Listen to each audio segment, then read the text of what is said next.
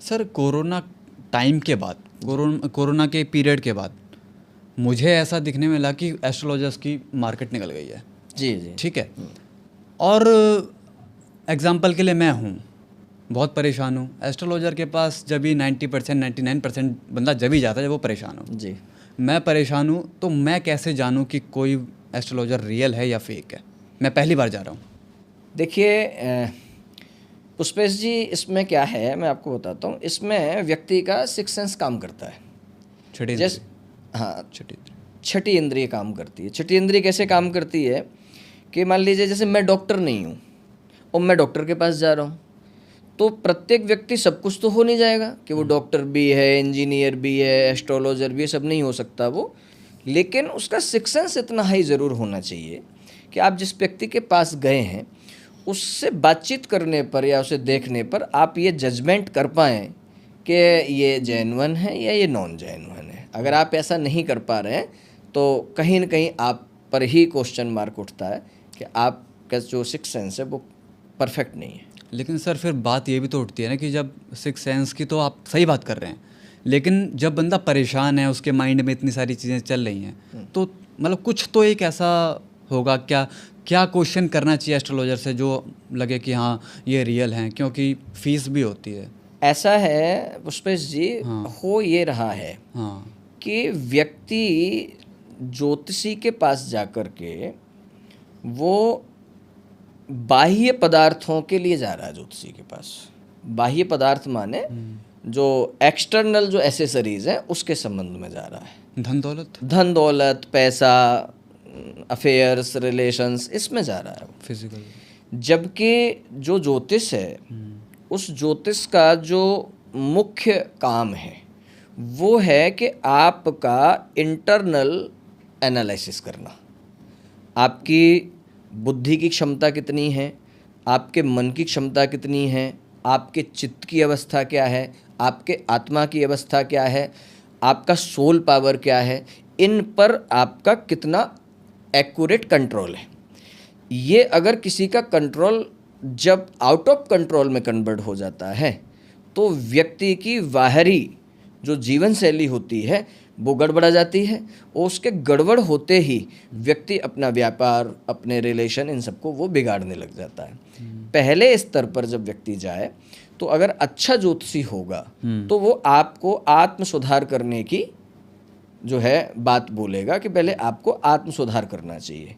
लेकिन अगर कोई व्यक्ति फेक है तो फर्स्ट चांस में ही आपको आत्म सुधार, बल्कि आपको आत्म सेटिस्फाइड भी नहीं कर पाएगा, यानी आपको वो बातें भी नहीं बता पाएगा जिनसे आपको ये लगे कि ये योग्य हैं या पढ़े लिखे हैं। वो सबसे पहले तुरंत ही जो है वो प्रश्न उठाएगा आपको कि आपको ये पूजा करानी चाहिए, आपको ऐसे करना चाहिए।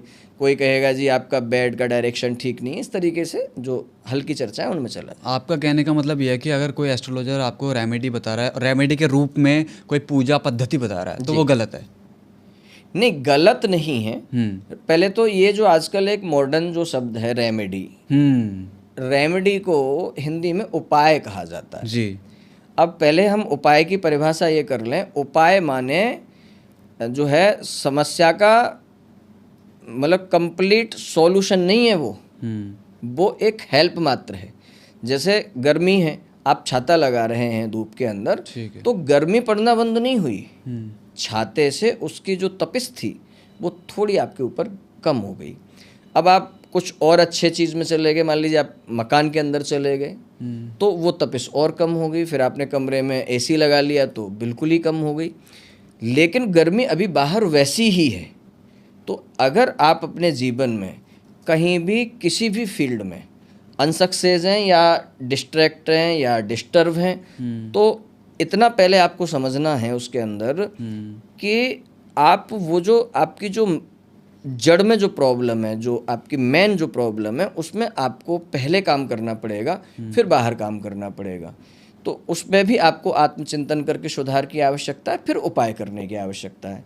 अब उपायों में क्या किया है कि ज़्यादातर जो एस्ट्रोलॉजर हैं वो या तो एस्ट्रोलॉजर हैं, वो दूसरे सब्जेक्ट के नहीं हैं। जबकि एस्ट्रोलॉजी जो कंप्लीट एस्ट्रोलॉजी बनती है वो बनती है कि एस्ट्रोलॉजी के साथ साथ आपको कर्मकांड का भी ज्ञान हो, पूजा पद्धति का। पूजा पद्धति का। लेकिन ज़्यादातर एस्ट्रोलॉजरों को पूजा पद्धति का ज्ञान नहीं है। तो उन्होंने क्या किया है कि कुछ किताबें हैं, जैसे लाल किताब है, काली किताब है, इस टाइप की वो किताबें पढ़ लेते हैं। अब उसमें जो सॉल्यूशंस लिखे हुए हैं उन्हीं को वो रेमेडीज़ बोल रहे हैं कि कोई नारियल लेना है, इसको सर से उतारना है, नदी में बहाना है। तो मैं ऐसा मानता हूँ कि इससे कुछ होने जाने वाला नहीं है।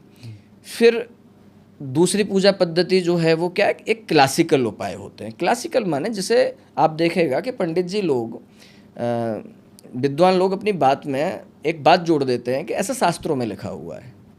शास्त्र माने वह ग्रंथ जो ऑथेंटिक है, जो प्रमाणिक हैं, उनको प्रमाणित करने की अब आवश्यकता नहीं है। उस पर हजारों करोड़ों लोगों ने ऑलरेडी प्रश्न उठा चुके हैं और संशोधन कर चुके हैं, वो कंप्लीट है हमारे लिए। हमको उसकी तरफ आगे बढ़ना चाहिए, ना कि हमें इनकी तरफ आगे बढ़ना चाहिए। सेकंड में हमको अपनी जीवन शैली में परिवर्तन करना चाहिए। अच्छा। जीवन शैली के परिवर्तन से बहुत प्रभाव पड़ता है। और ये जो आपने जो उपाय वाला सिस्टम बताया ये बहुत ज़्यादा चल रहा है। उसका कारण भी है कि व्यक्ति अब उतना शास्त्र अध्ययन करते नहीं है और आधुनिक युग है और कॉन्वेंट स्कूल के सब बच्चे पढ़े हुए हैं, वो बेचारे इन सब चीज़ों को समझ नहीं पाते।